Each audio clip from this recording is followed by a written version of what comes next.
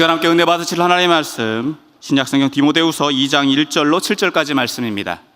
다 찾은 줄로 알고 제가 말씀 봉독해 드리겠습니다. 내 아들아, 그러므로 너는 그리스도 예수 안에 있는 은혜 가운데서 강하고 또 내가 많은 증인 앞에서 내게 들은 바를 충성된 사람들에게 부탁하라. 그들이 또 다른 사람들에게 가르칠 수 있으리라. 너는 그리스도 예수의 좋은 병사로 나와 함께 고난을 받으라. 병사로 복무하는 자는 자기 생활에 얽매이는 자가 하나도 없나니 이는 병사로 모집한 자를 기쁘게 하려 함이라. 경계하는 자가 법대로 경계하지 아니하면 승리자의 관을 얻지 못할 것이며 수고하는 농부가 곡식을 먼저 받는 것이 마땅하니라. 내가 말하는 것을 생각해보라. 주께서 범사에 내게 총명을 주시리라. 아멘. 이 시간 시온성가대의 찬송으로 하나님께 영광 돌리겠습니다.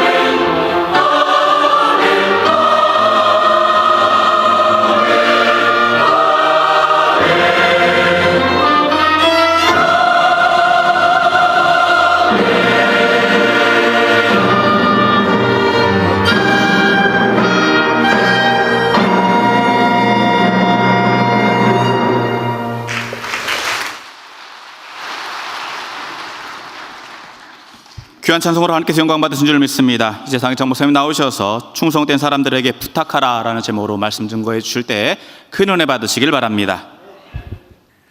하나님 나라를 세워가는 데는 많은 일꾼들이 필요합니다. 예수 그리스도의 피로 값주고 세우신 이 몸된 교회를 유지 발전시키고 그리고 확장돼 나가서 땅끝까지로 주의 증인들이 되고 그리고 다음 세대에 또 이러한 그리스도의 아름다운 사랑을 전할 그러한 사람들이 필요한 것입니다. 이와 같은 일을 이루기 위해서 바울 사도는 디모데에게 충성된 사람들에게 부탁하라. 그들이 또 다른 사람들을 가르칠 수 있으리라고 그렇게 말씀하고 있습니다. 그렇습니다.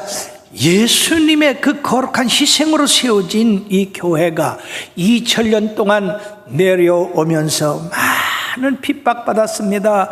환난을 당하고 죽임을 당하고 많은 선조들이 피를 흘렸습니다. 그럼에도 불구하고 이 교회가 무너지지 아니하고 더욱더 확장되어 온 세상에 가득하게 된 것은 바로 이 충성된 자들의 충성에 의해서, 그들의 희생과 헌신에 의해서 베풀어져서 오늘의 우리에게 이른 줄 믿습니다. 그러므로 앞으로도 이런 충성된 자들에 의해서 교회가 세워지고 확장되고 그리고 계속 역사 속에서 이어나갈 것입니다. 주님이 오실 날 가까운데 우리들이 이 시대에 충성된 일꾼들로 발견되어서 주님 앞에 칭찬 듣고 상급받는 아름다운 자녀들 되길 주의 이름으로 축원합니다.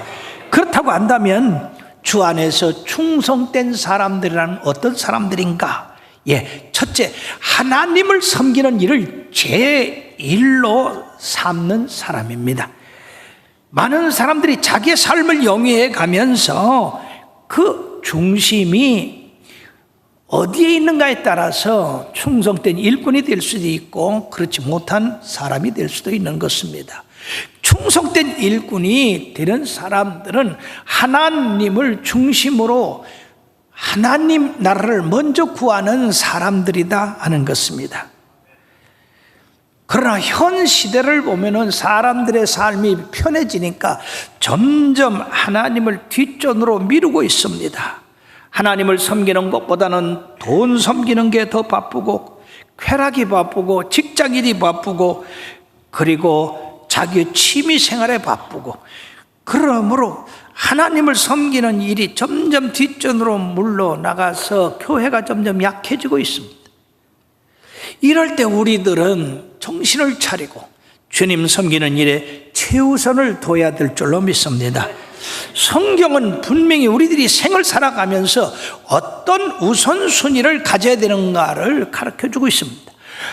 마태복음 6장 33절에는 너희는 먼저 그의 나라와 그의 의를 구하라. 그리하면 이 모든 것을 너에게 더하시라고 말씀하셨는데 여기 그런즉이라고 하는 그 말씀 가운데는 우리들의 삶에서 먹을 것, 입을 것, 마실 것, 쓸 것 그런 거를 먼저 구하지 말고 하나님 나라와 하나님의 의를 먼저 구하면 이 모든 것을 즉 먹을 것, 입을 것, 쓸 것, 마실 거를 다 충만히 주겠다고 하는 것입니다.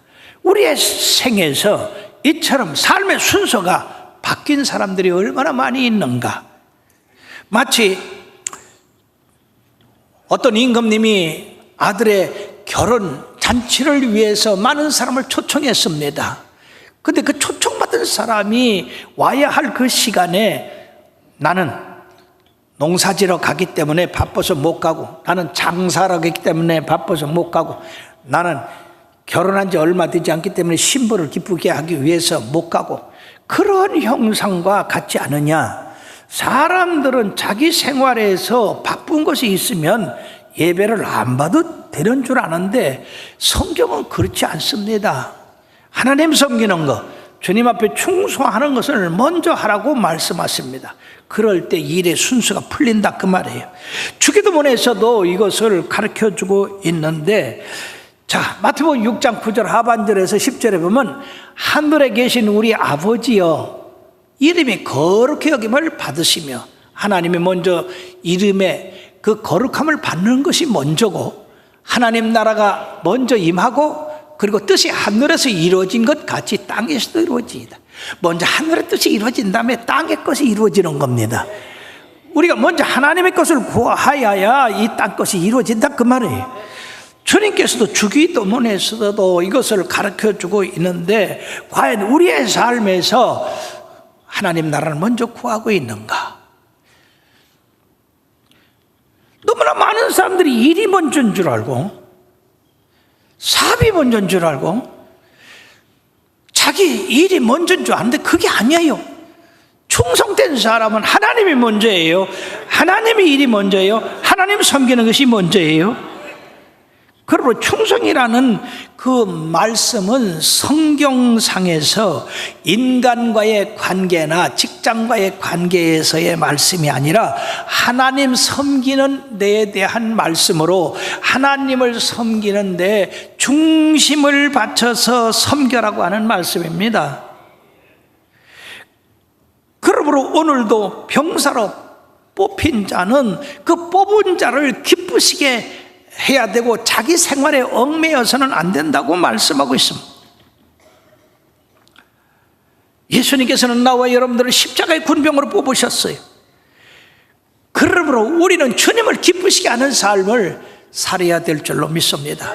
그것이 우리 주님의 일을 우선으로 삼는 거다 그 말이에요. 물론 거기에 핍박이 있고 어려움이 있겠지만 그걸 이겨나가야 되는 거예요. 남대문 교회에 김치선 목사님이 계셨는데 이분은 함경도 분으로 어린 소년 시절에 그 할아버지가 40여 척의 어선을 가지고 이렇게 어업을 하셨어요. 근데 그 40여 척의 배가 고기 잡으러 나갔다가 폭풍을 만나서 몽땅 다 바다에 빠졌습니다. 하루아침에 이런 환난을 당하고 보니까 그 가족들에게 그걸 변상해 주느라고 모든 재산을 팔아서 다 나눠주고 나니까 빈털터리가 됐다. 부자가 하루아침에 망해가지고 부자가 거지가 됐어요. 그래서 사람들이 뿔뿔이해졌습니다. 이 김치선이도 어려서 이렇게 여기저기 헤매다가 한 선교사님 가정에 모섬으로 들어갔어요. 그리고 어린 나이에 그 부잣집 아들로 살다가 모습으로 들어갔으니 얼마나 고통스럽겠습니까? 그럼에도 불구하고 열심히 일을 했어요.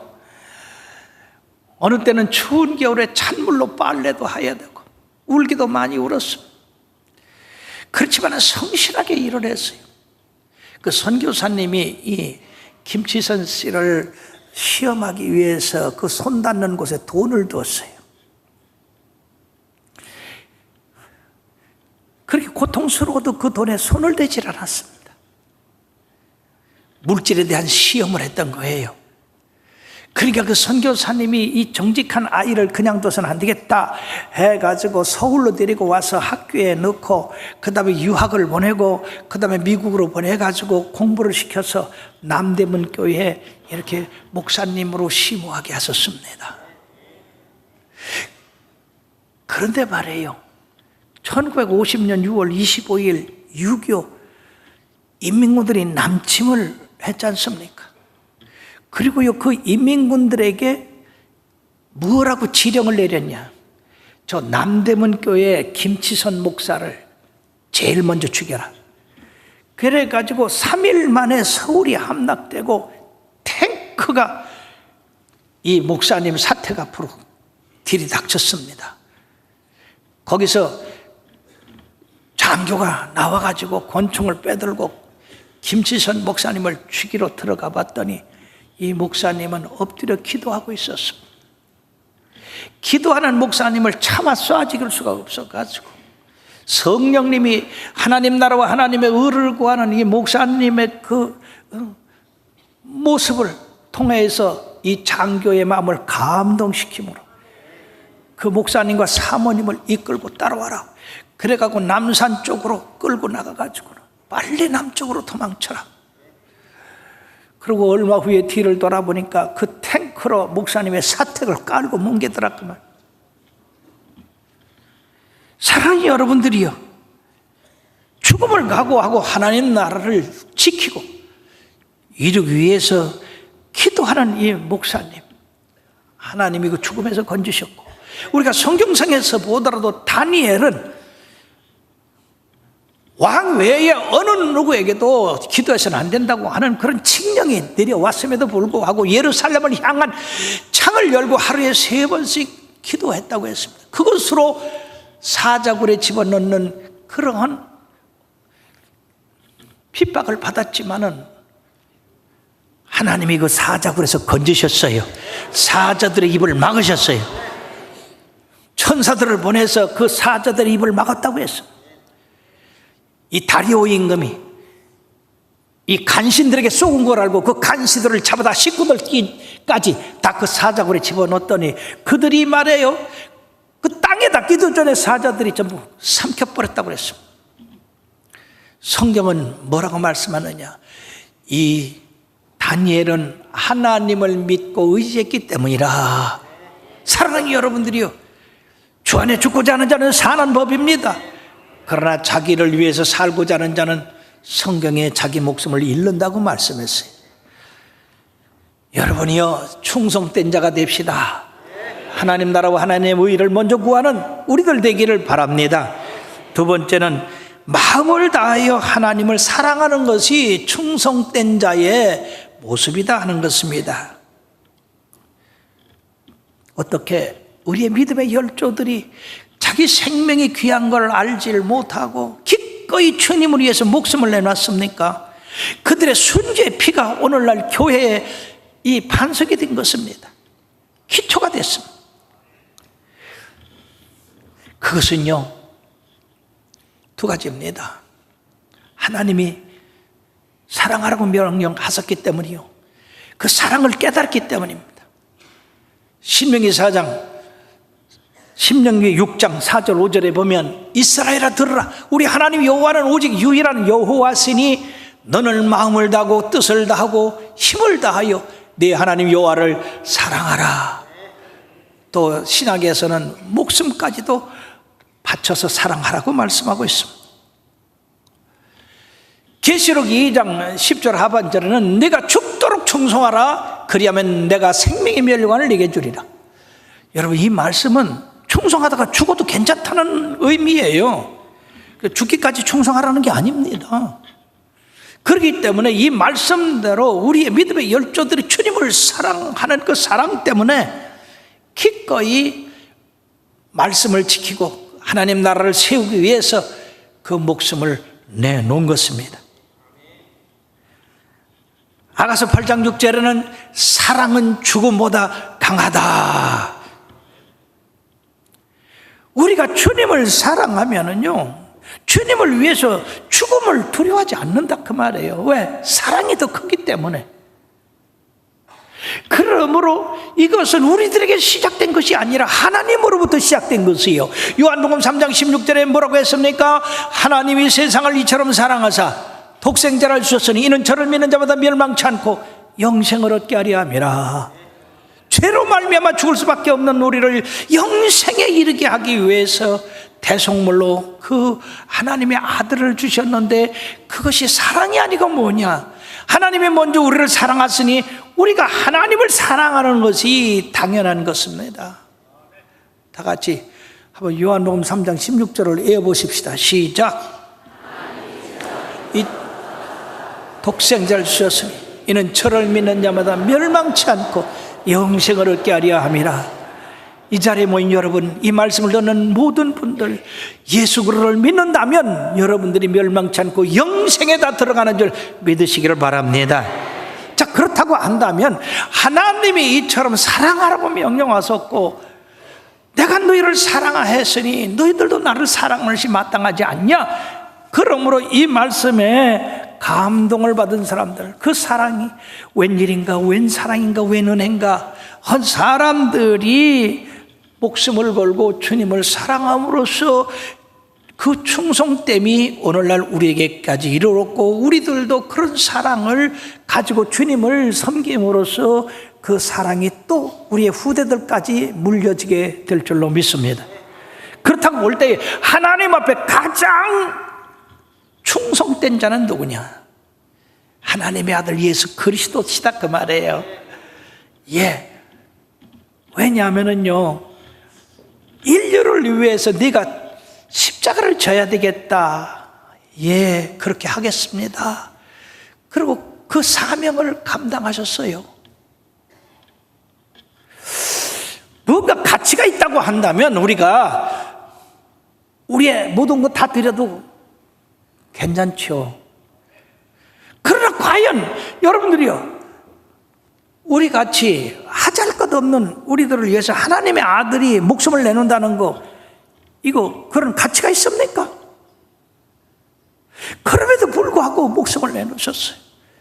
이걸 깨닫고 이것을 받아들이는 자는 주님을 사랑하지 않고는 견딜 수 없습니다.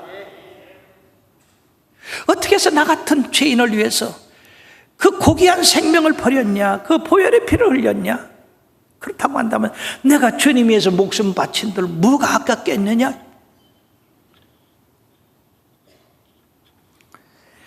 그러므로 사랑하는 여러분들이요, 주님을 사랑할 때 마음을 다하고 뜻을 다하고 정성을 다하고 목숨을 다해서 우리가 충성할 수가 있는 겁니다.